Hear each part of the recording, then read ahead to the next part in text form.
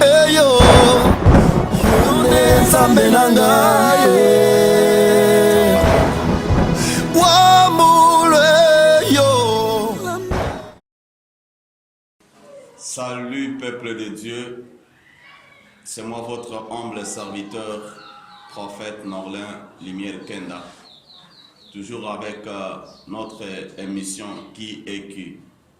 Dans cette émission, nous sommes en train d'expliquer ou d'enseigner sur les origines, les identités du peuple de Dieu et leur destinée. La fois passée, nous avions parlé des 3 amis de Job. Les 3 amis de Job sont des personnes, des amis, des compagnons de Job qui étaient venus avec pour mission de pouvoir consoler Job pendant ces moments de faiblesse et de souffrance. Mais ils ont changé leur mission. Ils ont commencé maintenant à attaquer, à condamner Job. Ils ont commencé à décourager Job. Ils ont commencé à tenir des propos qui n'étaient pas du tout encourageants dans le ministère de Job. Nous avions commencé avec la race d'Éliphaz. La fois passée, nous avions parlé de la race de Bildad. Aujourd'hui, nous allons parler de la race de Tsophar. Tsophar, c'est le 3e ami de Job, le 3e qui avait pris la parole pour convaincre Job avec son discours.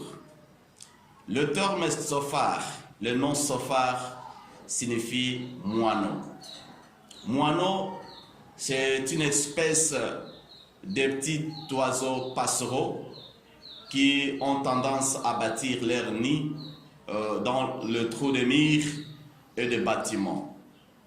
Et le nom Tsophar signifie aussi tout ce qui ne dure pas, tout ce qui passe très tôt ou si vite. C'est-à-dire quelque chose qui est apparemment bien, mais ça ne dure pas, comme par exemple la fleur, hein? Quand ça sort le matin, vous contemplez, c'est vraiment rose, ça a une beauté extraordinaire. Mais pendant la journée, ça sèche et ça disparaît. C'est ça le sens de Tsophar.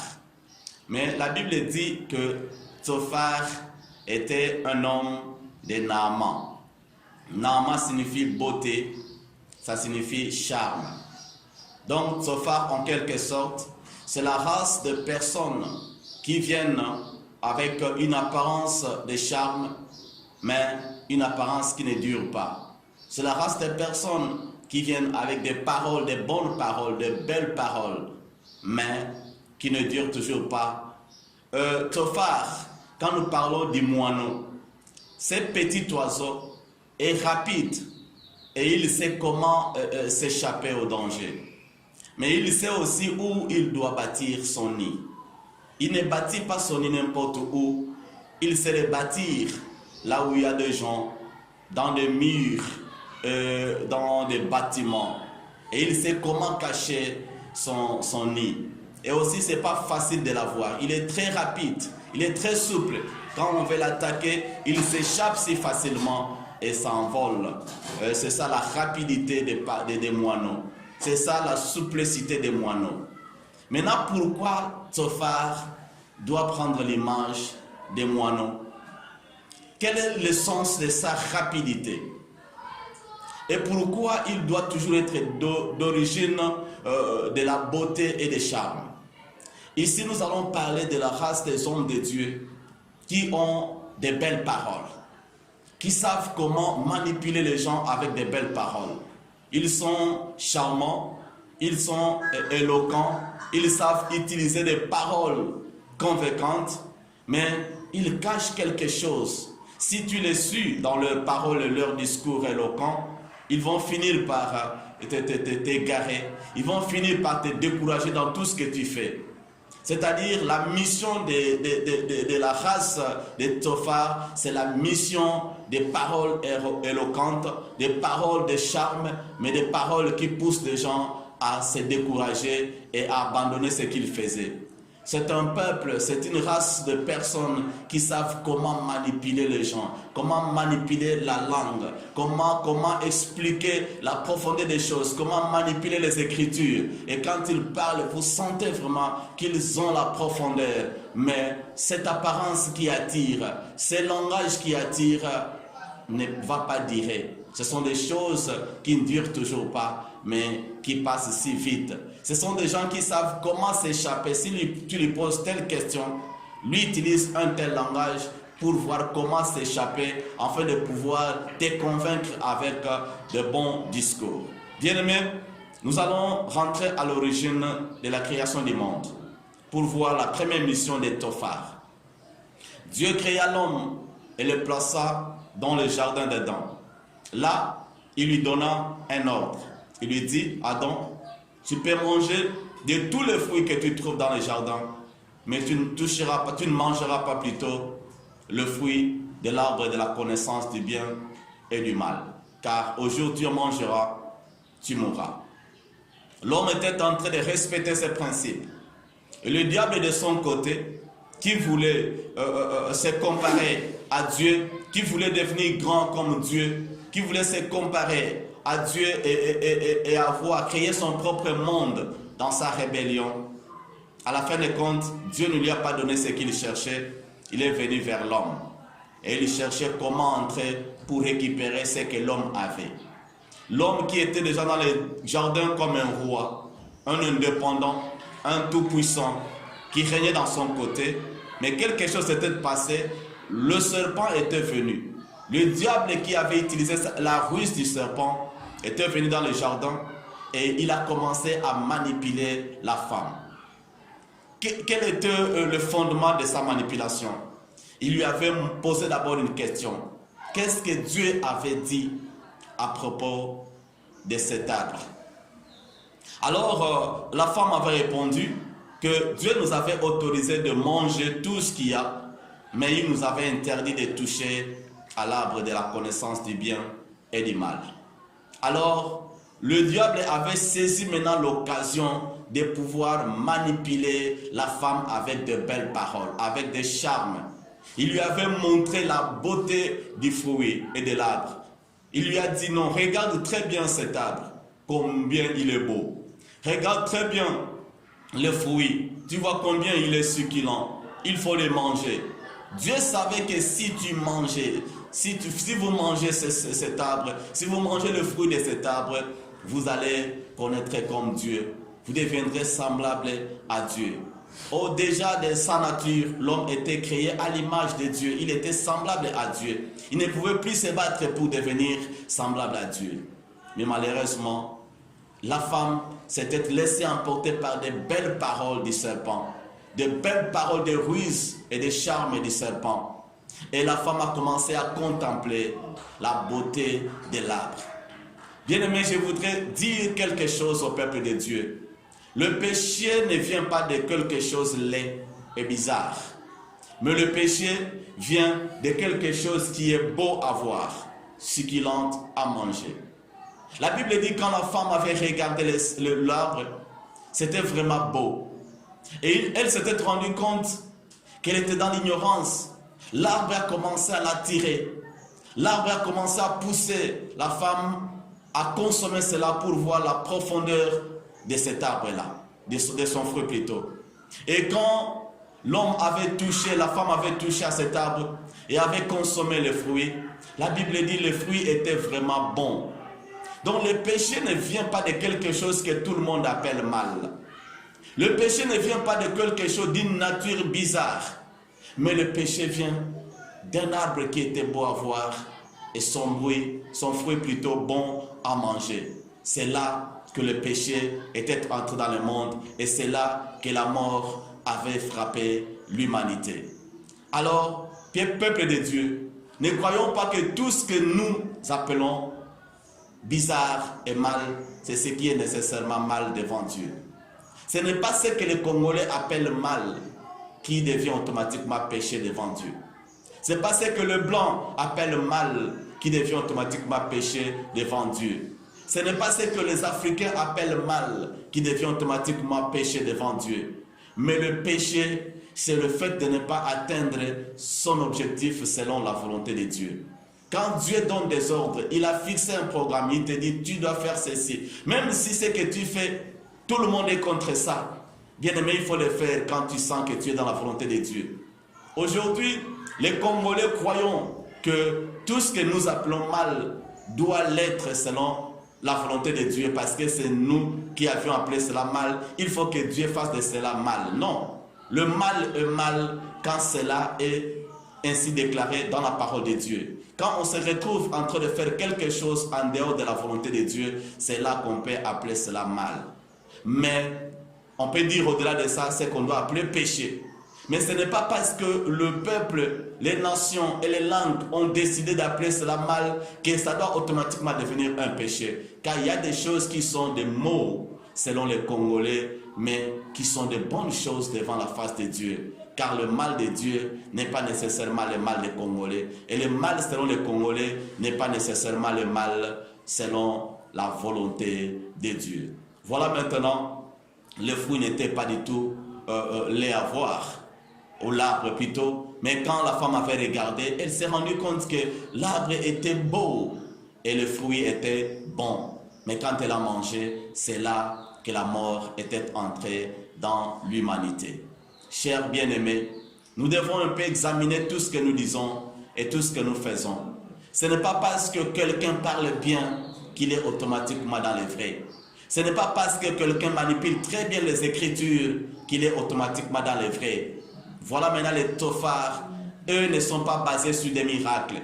Ils ne sont pas basés sur la puissance du Saint-Esprit, mais ils sont plus basés sur les belles paroles.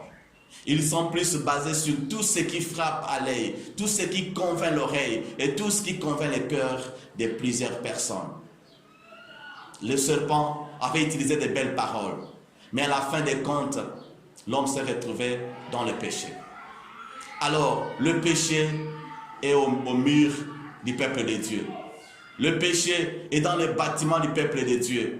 Et la plupart des hommes de Dieu qui savent manipuler les Écritures, qui savent bien expliquer les Écritures, ne sont pas nécessairement dans les vrais. Ce n'est pas parce que tu connais beaucoup d'Écritures, ce n'est pas parce que tout ce que tu fais, tu peux les défendre sur les Écritures, que tu es automatiquement dans les vrais. Il y a une réalité qui se passe aujourd'hui, où des grands théologiens, les savants des Écritures, commencent à appeler tout ce que les autres font mal. Par exemple, il y a des gens, quand ils te voient opérer des miracles, eux sont convaincus qu'ils sont incapables d'opérer des miracles. Ils sont convaincus qu'ils sont incapables de perfectionner la puissance de Dieu. Ils sont convaincus que ce que tu as, c'est la grâce de Dieu qui agit en toi. Mais la réalité est que ils cherchent des paroles, des belles paroles. Ils cherchent des Écritures pour convaincre l'humanité que tu es dans le faux. Et qu'est-ce qu'ils disent? Ils prennent des Écritures telles que l'Antéchrist, quand il va venir, il va séduire l'humanité avec des prodiges et des miracles.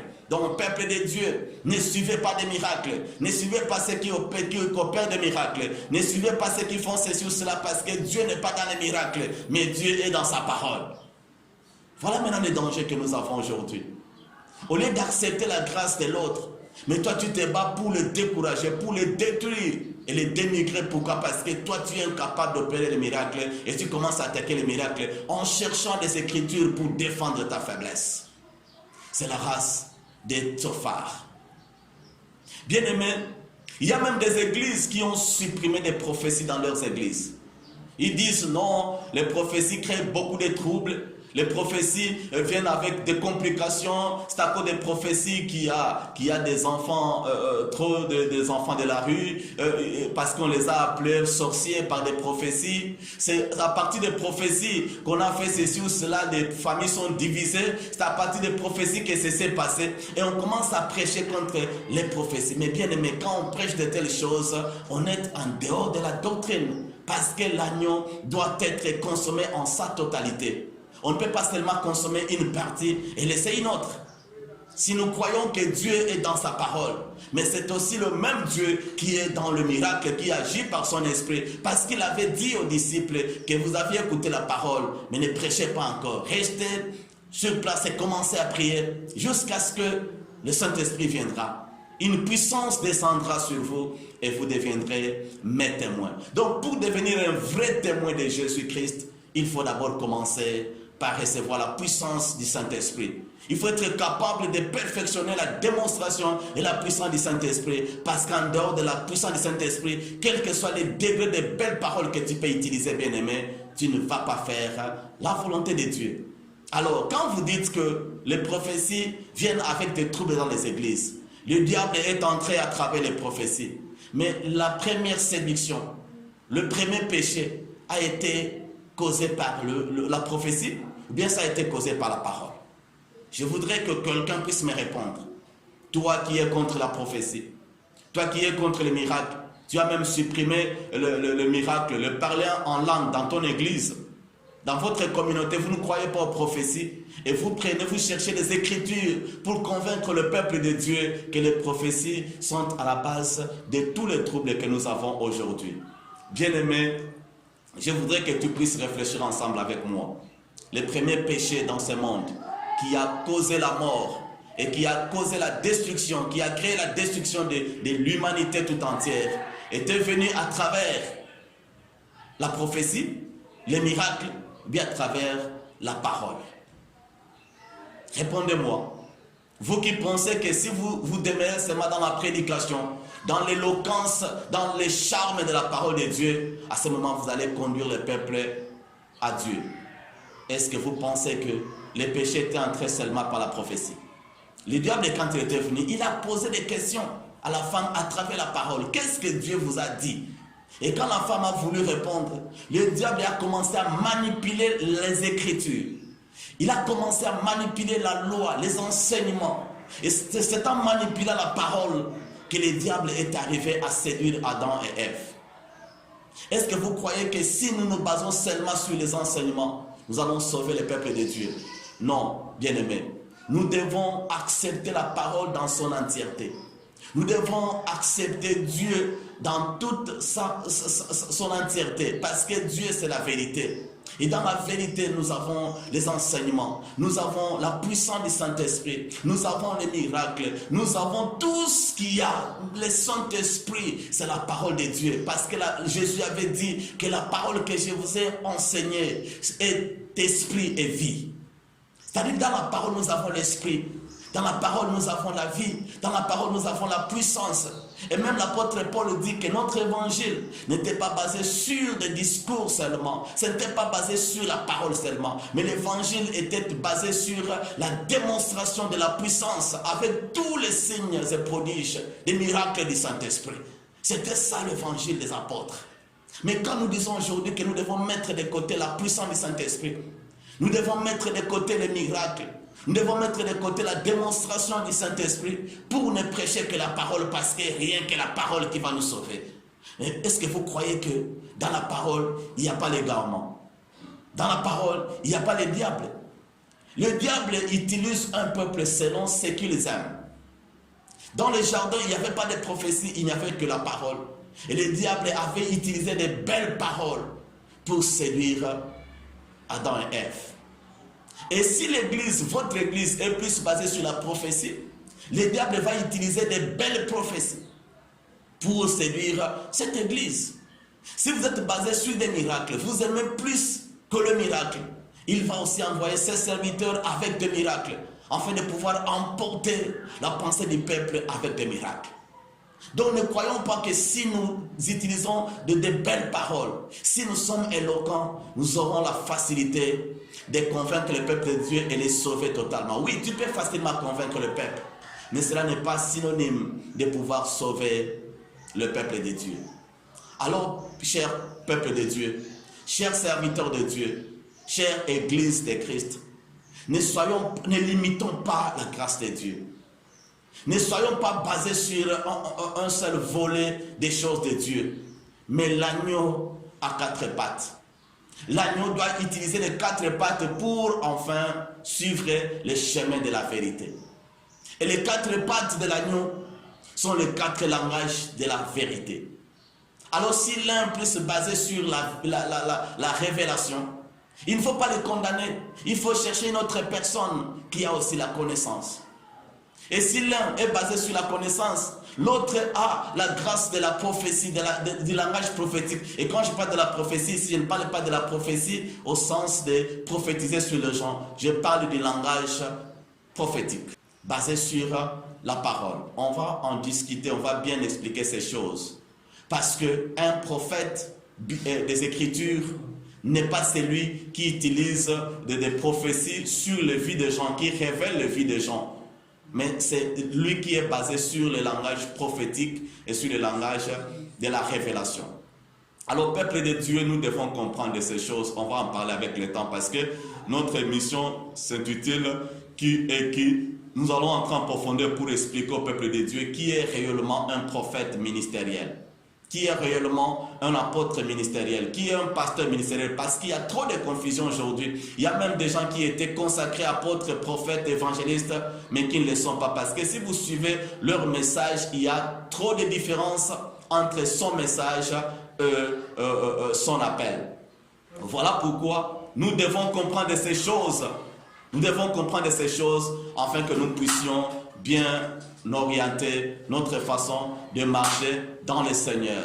Cher peuple de Dieu, nous sommes afin que nous puissions savoir comment il faut discerner les choses. Parce que celui que tu appelles prophète peut-être ne l'est pas selon la parole, les Écritures, selon la volonté de Dieu, mais il est devenu prophète selon les erreurs basées sur les faux enseignements des gens de ce monde. Alors nous allons en parler avec le temps. Mais aujourd'hui, nous sommes plus basés sur la race des Tsophar, de gens qui sont plus basés sur le message de manipulation, le message qui diabolise les autres. Vous verrez par exemple, si son frère est en train de prêcher sur la délivrance, et lui va chercher des écritures seulement pour les combattre et enseigner aux gens que non, la délivrance, le ministère de la délivrance n'existe pas. Le ministère de ceci n'existe pas. Ce sont des combats inutiles, bien-aimés. Nous devons rester unis et marcher ensemble et avoir le même langage. Nous devons nous compléter dans le Seigneur, chers bien-aimés. Qu'est-ce que le mot ministère? Le mot ministère signifie service. Mais nous avons des ministères à la parole et d'autres ministères, par exemple un diacre, c'est un ministre. Le terme diaconie, c'est un ministère. Mais il n'est pas un ministre à la parole. Il est un ministre dans le service de biens matériels à l'église. Mais c'est un ministre. Alors si Dieu donne la grâce à quelqu'un dans le domaine de délivrance, pourquoi ne pas appeler ça ministère? Il y a des débats inutiles dans l'église. Au lieu de perfectionner le peuple de Dieu, nous passons tout notre temps en train de diaboliser les autres avec des discours profanes qui ne sauvent pas le peuple, mais qui sont en train de créer des confusions dans les églises. C'est ça la race des Tsophar, qui ne font que combattre les autres en utilisant des écritures. Non, cela n'existe pas. Les ministères n'existent pas. Il n'y a que 5 ministères. Les autres là ne sont pas des... Non, bien-aimés. Dieu peut donner à quelqu'un la grâce de délivrance. C'est que l'autre n'a pas. S'il est vraiment bien plongé, il a cette grâce-là de délivrance, c'est un ministère de délivrance parce qu'il il fait les services de délivrance. Il est fort en délivrance, c'est un ministère. Quelqu'un peut être fort dans le domaine prophétique, dans le domaine des guérisons. Ça peut aussi être un ministère de guérison parce qu'il perfectionne très bien le domaine de guérison. Il exerce le ministère de guérison, mais ce n'est pas un ministère en la parole. Le ministère en parole, il n'y en a que 5. Les apôtres, les prophètes, les docteurs, les évangélistes, le pasteur de Christ. Ce sont des gens qui travaillent dans le domaine de la parole. Ce sont les ministres, les serviteurs dans la parole. Mais ils ne sont pas de serviteurs dans d'autres domaines. Mais si quelqu'un est appelé comme ministre dans le domaine de délivrance, dans le domaine de prophétie, dans le domaine de guérison, il est aussi dans le domaine même de musique. C'est un ministre. Il travaille, il exerce la fonction de chantre. Il sert Dieu dans le domaine de musique, mais il n'est pas un ministre spécialement. En Ephésiens 4:11. C'est ce que nous devons comprendre. Alors, nous devons arrêter avec ce ministère, cette mission-là de la race des Tsophar. Des gens qui ne viennent que pour manipuler les Écritures afin de pouvoir attirer les multitudes vers leurs propres enseignements. qui veulent attirer les gens à la confusion et qui veulent enseigner des choses qui ne nous aident pas, qui n'édifient pas le peuple de Dieu, mais qui ne font que décourager les gens. Vous le verrez, non, vous invoquez le sang n'existe pas. Mais quand quelqu'un appelle le sang de Jésus-Christ, il a reçu la révélation et des miracles s'opèrent, les démons sont en train de partir, ils tremblent devant le sang de l'agneau, mais lui vient avec des enseignements, cela n'existe pas. Quand l'autre vient avec des enseignements sur les mariages nocturnes, ils sont en train d'expliquer, enseigner ces choses. Au lieu de comprendre ce que Dieu est en train de donner comme révélation, comme message, comme une grâce en ces temps, dans le domaine de délivrance de mari de nuit et femme de nuit. Vous verrez d'autres personnes venir avec des enseignements pour enfin détruire les autres. Non, ces histoires-là n'existent pas. Je voudrais que vous puissiez me démontrer, c'est écrit où l'histoire de mari de nuit et femme de nuit. Bien-aimé, tu as tes limites dans ta connaissance. Mais ne crois pas que tout ce que tu connais, c'est ça, la vraie connaissance. C'est ça la seule vérité. Non, la Bible dit, nous connaissons en partie et nous prophétisons en partie. Ce que tu connais n'est pas la totalité. Tu as ta branche de connaissances, mais il y a aussi notre personne quelque part, parfois qui connaît des choses que tu ne connais pas. Nous devons entrer en profondeur, peuple de Dieu, et comprendre ces choses. Arrêtons avec cet esprit de pouvoir nous échapper. Quand quelqu'un vient ici, toi tu vas chercher un autre verset pour t'échapper comme un moineau. Ce n'est pas un bon esprit, bien-aimé. Nous devons mettre fin avec le comportement de la race des moineaux. Ceux qui veulent maintenant bâtir des grandes églises auprès de nous. Ceux qui savent où bâtir son église pour influencer les gens. Ils sont presque partout. Ils cherchent des chaînes de télévision. Ils cherchent à faire des conférences, à tenir des conférences juste pour détruire les autres. Où est-ce que tu as ramassé ces ministères bien-aimés? Où est-ce que tu as ramassé ce comportement de pouvoir détruire, rien que détruire les autres? Ce n'est pas un bon comportement. N'utilise pas les Écritures pour détruire les autres. N'utilise pas les Écritures pour manipuler le peuple de Dieu. Il ne faut pas chercher à utiliser ton éloquence pour faire voir au peuple de Dieu que seul toi qui connais la vérité. Non, bien-aimé, nous devons nous entraîner, nous devons nous compléter. Paul avait dit que nous sommes dans le champ de Dieu. Si l'un a semé, l'autre est en train d'arroser, l'autre est en train de sacler, mais il y en a d'autres, bien-aimés, c'est seulement Dieu qui est en train de faire croître. Mais ne prouve pas au peuple de Dieu que seul toi qui as la vraie connaissance. Nous devons être unis, nous devons nous soutenir et arrêter avec cet esprit-là théologique de pouvoir détruire les autres et faire croire au peuple de Dieu que c'est vous, seul vous, qui avez le monopole de la vérité. Cela n'est pas une bonne chose. Voilà maintenant les trois amis de Job avec leurs trois missions. Ils sont les trois races. Si tu les découvrais quelque part, tu peux déjà les identifier si vraiment il est de la race d'Eliphaz, de Bildad ou de Tsophar. Nous nous arrêtons ici avec ce message des trois amis de Job. Et à la fois prochaine, nous allons rentrer maintenant à la race de Elihu, afin de vous faire voir la vraie mission de Elihu. Nous sommes arrivés à la fin. Contactez-nous au plus 243 81 84 61 390. Et sur YouTube, nous sommes sur Qui est qui? Point d'interrogation, prophète NLK. Si vous entrez là-bas, vous aurez tous nos messages. Que Dieu vous bénisse. Merci.